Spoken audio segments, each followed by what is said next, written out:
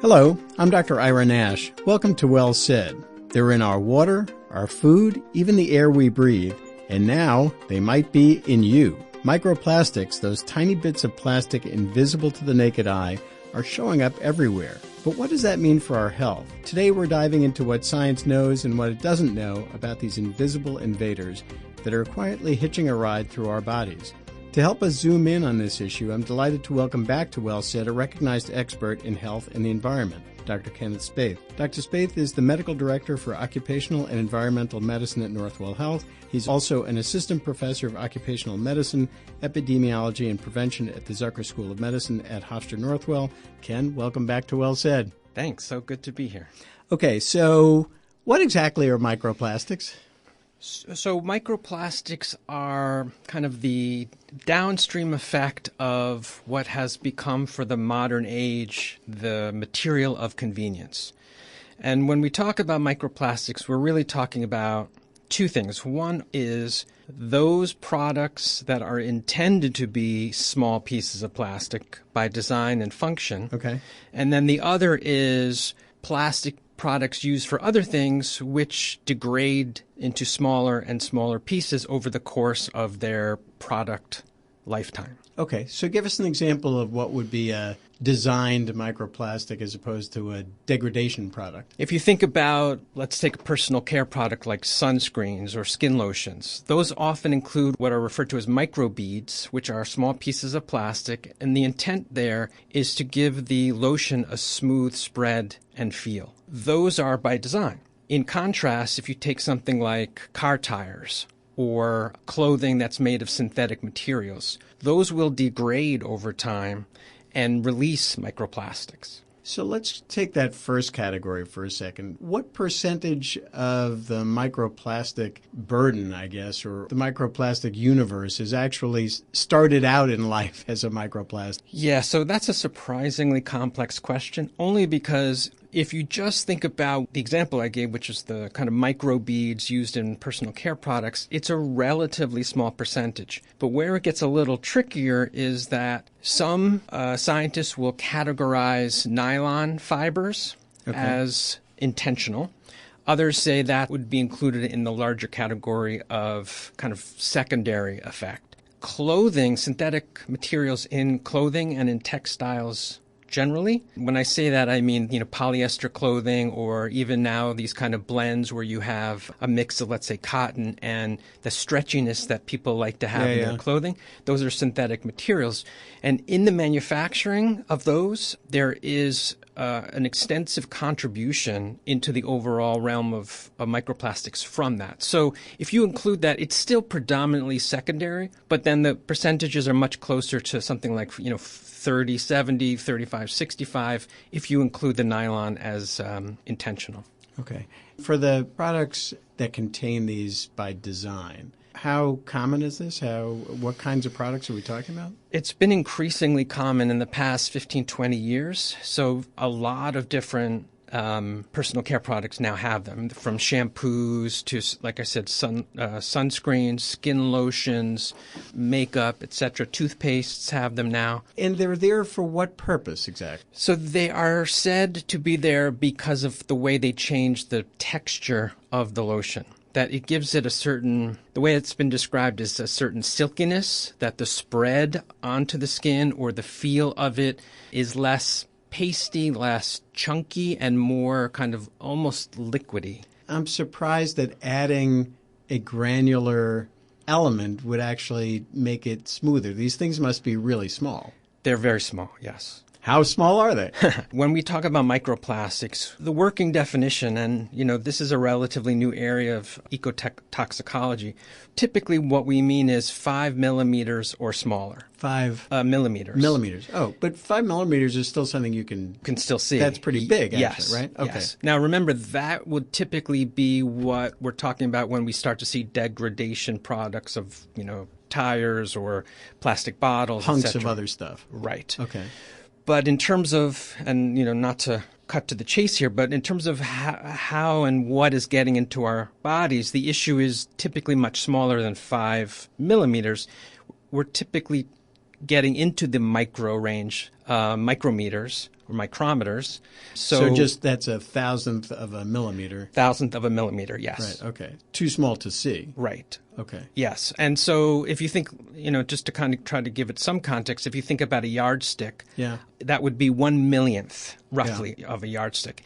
And I'm sure we can get to this, but what we really have started to worry about are nanoplastics, and that's 1/1000,000th of a yardstick. Atomic sizes at that point. Yeah. In fact, again, not to jump ahead a little bit, but, these are so small that they pass through our cells without any barriers, without any obstacle. If we start at the beginning again, so these things start out their life as deliberately placed in a variety of products or come into being because of the breakdown of larger hunks of plastic and synthetic materials. How do they get from there into the environment, like the drinking water, the ground, wherever they end up? They will start to end up in the environment depending on where the release happens. So if we take the example of synthetic textiles, clothing, every time you do a load of laundry that is made up of clothing that has synthetic fibers in it,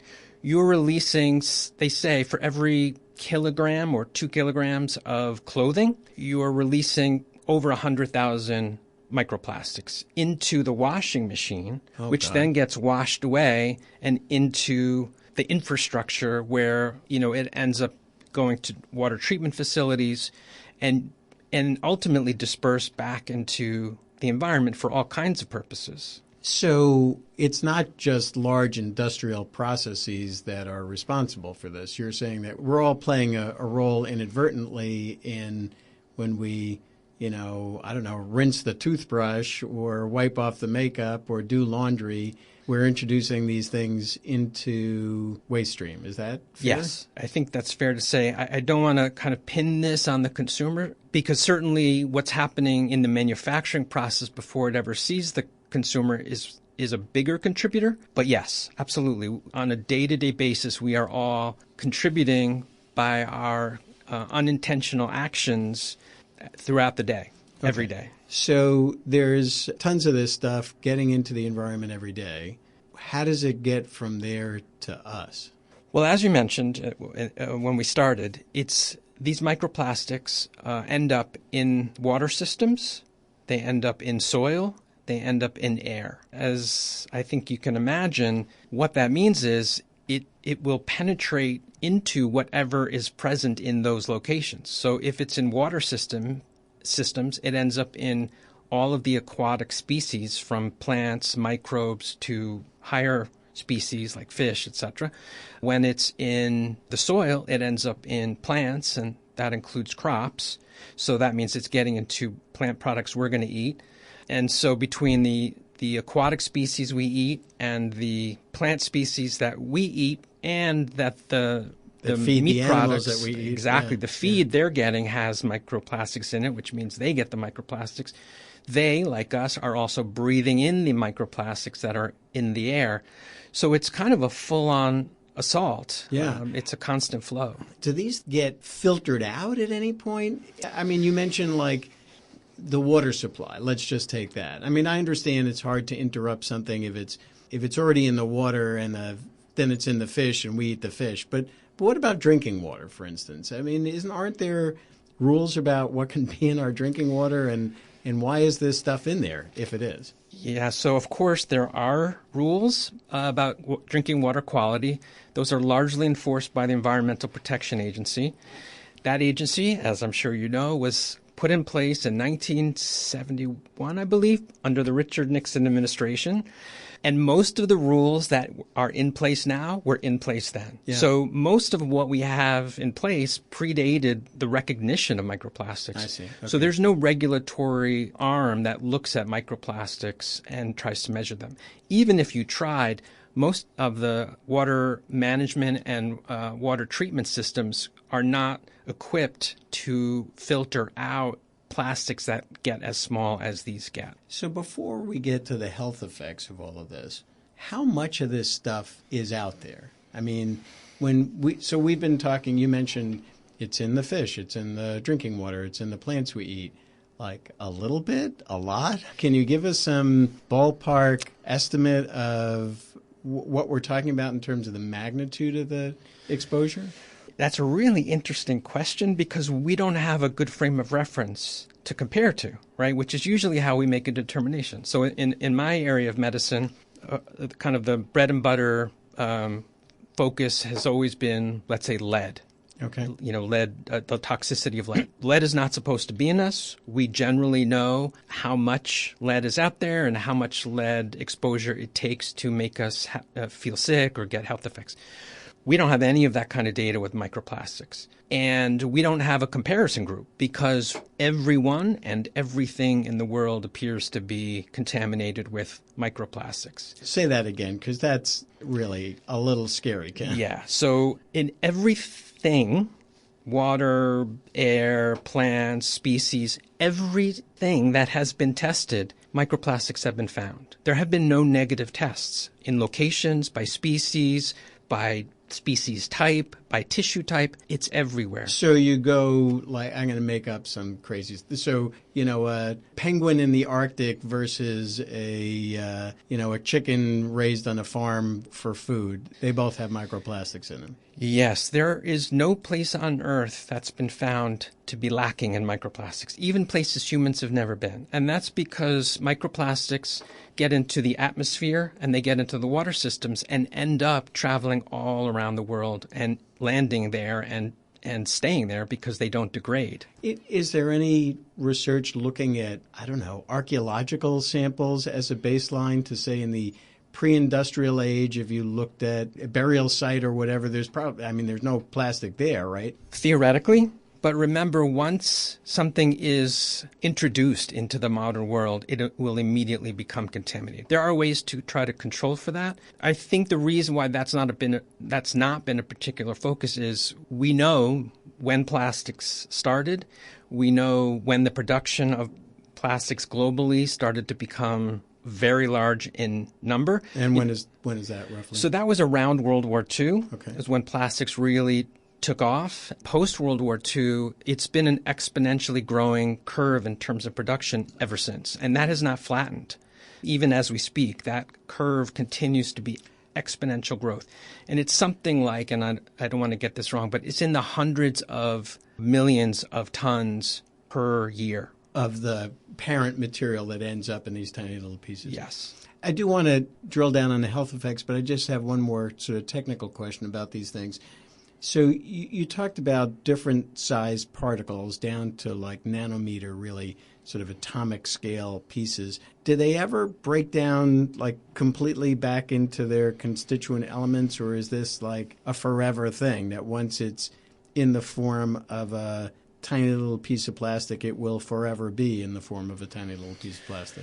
It's really more that it'll seem like forever by human scales. So, for example, a lot of the microplastics, and when I say that, I'm including the nanoplastics, are still remnants of plastics that were 30, 40, 50, 60 years ago in their production. So they do degrade. At what point does natural weathering and breakdown occur? We don't really know. As a kind of sliver of hope, there have been identified some microbes that can fully break down microplastics. Those represent a tiny percentage of what's kind of active in the environment. And so when they look back, this period is sometimes referred to as the Anthropocene, which is a kind of an anthropological term, which means of humans. Right. And so the age of the era that we're in is one that bears the fingerprints of human activity. That is exactly it. And you can literally drill down through the soil and find layers of microplastics present in the soil dating back through this period of 60, 70 years at this point. To summarize where we are so far, there's a huge quantity of this stuff being pumped into the environment every day. It sounds like it's completely ubiquitous in the air, in the water, in the food. I was going to ask how this stuff gets into our bodies, but I guess in the air we breathe, in the food we eat, in the water we drink, is that pretty much? Yes. Okay. Yes, yes, yes, yes, and and yes. yes. Okay. I would also add through our skin. Microplastics tend to be lipophilic, which is a fancy way of saying they like oils and fats. And so the surface of our skin has a lot of fat just underneath the surface. And so there's been demonstrated uptake through the skin when things like some of the personal care products or even just the ambient microplastics come in contact with skin. So breathing it in, ingesting it through water and food, and through our skin. And then what happens? So that's where things get really interesting and a little bit scary. Because none of this has been scary. Right. Well, as humans, we tend to really think, well, how does it affect us? So that's all well and good, and we love the environment, but what's the bottom line for you and I? Bottom line is we're just at the beginning of trying to sort out what's happening toxicologically. But the evidence that's mounting is very concerning.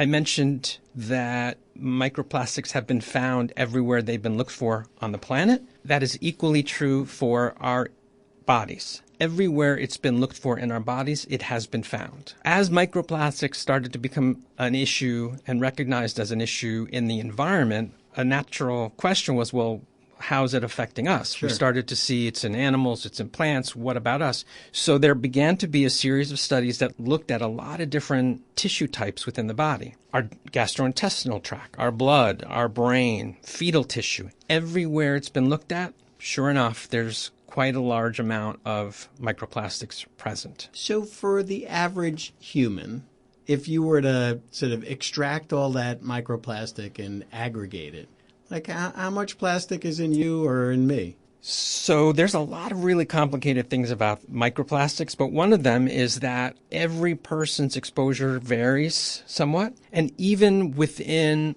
an organ system. So take liver. What's there and how much and where it's at higher levels even within the liver and where it's at lower concentrations is highly variable. So I don't think as we sit here that we have a good answer for what the term we use in toxicology, the total body burden of microplastics is. In other words, at some point we're going to say, if you took all the microplastics in the body, you could make 25 credit cards or something like that. Yeah, well, that's kind of what I'm asking, right? Is it like an ounce, a pound? There's a lot of claims out there about what our body burden is. And you'll see estimates from there's several dozen credit cards worth of microplastics in our body to numbers that are higher than that.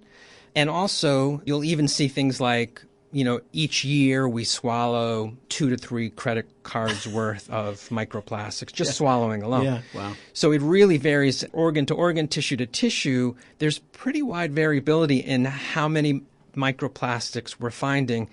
The other issue, which we haven't talked about, is some of the problem with this assessment is that our tests, our spectroscopy, which is usually the scientific tool that we use to try to assess what's in there, has a limit of how small it can detect. Okay. And so once you get below that, it's a big question mark. Well, what else is there that we're just not able to sort out? But, it sounds like what you're saying is, if you somehow could aggregate all of this stuff that's in each of us, it would be like a visible lump of plastic. It's not like trace amounts. Right. And I would point out it bioaccumulates. And that's a fancy way of saying that the longer you live, the more of these plastic bits you accumulate. So a it doesn't child go away. Right. A child will have per kilogram per body weight less in the way of microplastics than someone who's in their 70s. Okay. So that can't be good for us. That's the working assumption, that it's probably not good for us. And so what do we know about the ways in which it's bad for us? As you know, typically the gold standard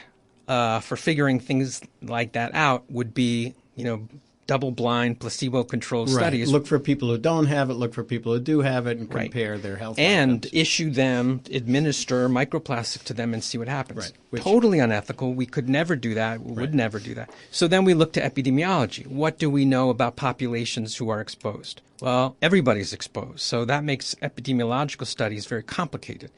We have parallel situations to this from previous kinds of exposures. So those will happen as epidemiological study techniques get a little more sophisticated. For the moment, we don't have any. What we have are experimental studies. So that would include cell line studies and animal studies. And those seem to support what we just talked about, which is this is not good.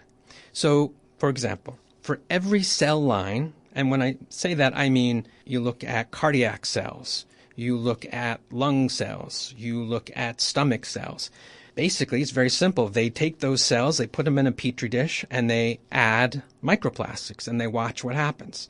Every time they do this, the cells become cancerous. They have high markers of inflammatory pathways, meaning a lot of irritation and disturbance to normal cellular function, and all of the hallmarks of things that are pathways to chronic disease. Well, I'm struck by the fact that you mentioned two large categories of illness that are often thought of as illnesses of modern life, right? Cancer and inflammatory diseases, which includes a lot of cardiovascular disease and autoimmune diseases and all these other things. Are you saying that both of those could be amplified by microplastics? That's what the evidence would suggest, yes. One of the complications in studying this is that no two microplastics are alike. Yeah, we've been lumping all of it together. Yes. Toxicologically, that's not correct because the origin, and we talked about kind of the path from product or manufacturing raw material to ending up in our body, is so diverse that when scientists look at the composition of various microparticles, it is like fingerprints. And they can, not only are they all different, but they can differ pretty significantly in terms of the component parts and the toxicological profiles for each of those component parts. Meaning it matters whether this came from your toothbrush or your car tire. Yes. Okay. You know, one of the things that I've read is, if we're talking about specific health effects of these things, is that microplastics have been found in samples of plaque buildup in arteries. Could you speak to that? That is absolutely correct. And I would add, in the lining of blood vessels generally, even ones without any kind of plaque formation, there is really substantive evidence that microplastics promote inflammation. As you know, plaque formations, and that's one of the things we worry about, for example, with cardiovascular disease, is part of that broader category of inflammatory consequences. And there's very consistent evidence that microplastics, through all its variable composition, induces inflammatory pathways. All right, so we should probably just clarify that for our listeners a little bit. So I think what we're both saying is these things can irritate the lining of blood vessels, and that's sort of a foundational start to a lot of bad things that can lead to blockages in arteries, that can lead to heart attack, stroke, kidney failure, all kinds of bad outcomes. Absolutely right. Think of that process happening in every type of organ and in every type of cell, and you can imagine chronic liver disease, chronic blood-based problems, and even what we call endocrine disruption, meaning that some of these microplastics can mimic naturally occurring hormones and alter the way the body responds to hormonal signals. That whole category of chemical signaling is part of what's happening. And then, of course, the brain is rich in microplastics, unfortunately. And so all of these organs start to feel the effects, which means we feel the effects of this chronic inflammation. Is there any kind of reliable estimate or even guesstimate about the overall health impact of these things? Because you just laid out a lot of really devastating potential effects, but do we know, for instance, what impact microplastics in the environment has had on, say, the incidence of Alzheimer's disease, or how many people are getting heart attacks or strokes or any? I mean, do we have anything that's kind of a direct link like that? Right now, we don't have anything solid enough to really discuss it in those terms. There have been a few studies that have tried at the population level to assess that, but it's a really difficult puzzle to solve. And so right now, I would say the answer is no. But the general consensus is that it almost certainly, I don't think there's any expert out there who believes this is without consequences. Right. So we can't quantify the impact, but it's not benign. Right. All right. So let me sum up where we are right now. So you basically educated us that these things come from lots of different sources, are ubiquitous. We're exposed to them all the time in lots of different ways.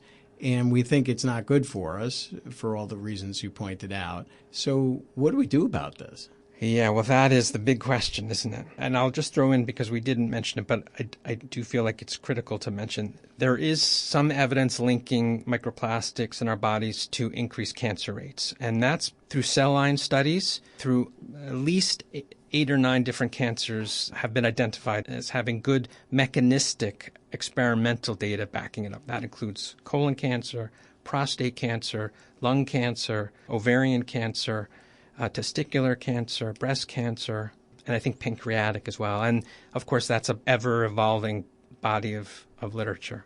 So with that said... With that extra cheery news. Sorry. The challenge here is, as I mentioned earlier, the global production of plastics continues to increase. So we have not even peaked in terms of what is going to end up in our bodies. As we sit here, there is currently no regulatory effort anywhere in the world to meaningfully change that, which means, I think realistically, we should not expect that to change, and we should not expect our exposure to decrease, because unless it happens at the governmental and really even global level, it's not really going to move the needle. That said, as always, there are choices each of us can make that will impact the extent of our exposure. We cannot stop it, so I want to be clear about that, but we can reduce our exposure, which is meaningful. Give us a few things we can do to mitigate our exposure. Sure. So one thing, and I'll kind of go back to some of the things we talked about. We talked about the presence of microplastics from synthetic fibers. As a consumer, you choose to avoid or minimize synthetic fibers and stick with natural fibers, wool, cotton, etc. You're reducing your exposure. Now, I'll put an asterisk on all of this, is that, financial resources, financial considerations, and practical considerations typically overrule all of this, but theoretically, right? So those are ways to do it. Choosing for non-plastic items in your home will reduce your exposure, because we talked about how even in our homes, this is happening. It comes from our furniture, from electronics, These from things carpets. are just being shed. Exactly. And they accumulate in our house. They absorb to the household dust. They're in the air. So the choices you can make within your home would be minimizing plastic and synthetic fibers generally. That would include carpets and any materials, a shower curtain. Those kinds of choices. Certainly food storage is a big issue. Plastic water bottles is a big issue. So as you can see here, I have my stainless steel, like a lot of people do, to keep my water in.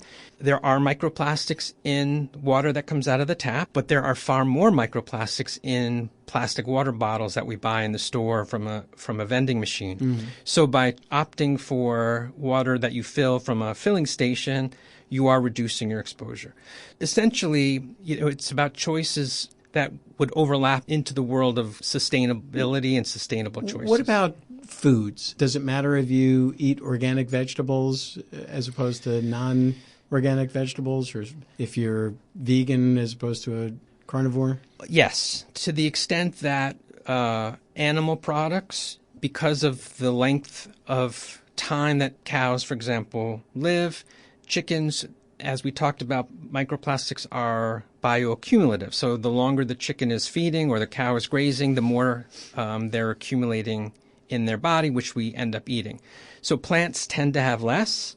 I haven't seen any evidence to suggest organic versus non-organic makes a difference. But in general, plants tend to have fewer microplastics than animals. I'll also point out that, in the public health realm, there's a lot of talk about ultra-processed foods. It does tend to be that the more food comes in contact with plastic and plastic processes, the greater amount of microplastics there are in that. And that includes even packaging. So microplastics will leach from plastic containers into food products, even the saran wrap that is used to wrap meats and vegetables, and the plastic containers used to store all kinds of food products. So, if you see a jar of something and it's a glass jar versus a plastic jar, you're going to get less microplastics if you choose the glass jar. All right. Ken, this has been fascinating. Any final words you want to leave our listeners with? Well, I guess the last thing I would say about it is when you listen to a discussion like this, it can leave you feeling pretty discouraged and pretty worried. Both of which I'm feeling. Yes, keep going. Totally understandable and not necessarily inappropriate, but I do think you can take heart in the fact that the kinds of strategies to reduce exposure have been demonstrated to make a difference. Less is certainly going to turn out to be better. So to the extent that life allows, if you can make those kinds of choices, you can really help yourself and your family feel a little bit safer. All right. Well, I think that's a great place to end it. Ken Spaeth, thank you very much. My pleasure. Dr. Spaeth is the Medical Director for Occupational and Environmental Medicine at Northwell Health. I also want to thank our editor, Edward Lee, our producer, Connor Pilkington, and our audio engineer, John Mullen. For more information about this particular program and to find all of our past episodes, please visit our website at medicine.hofstra.edu/wellsaid. You can also subscribe to our free podcast wherever you get your podcasts. Our listeners are also welcome to send their comments, suggestions, and questions to wellsaid@hofstra.edu. Until next time, I'm Dr. Ira Nash, and that's Well Said.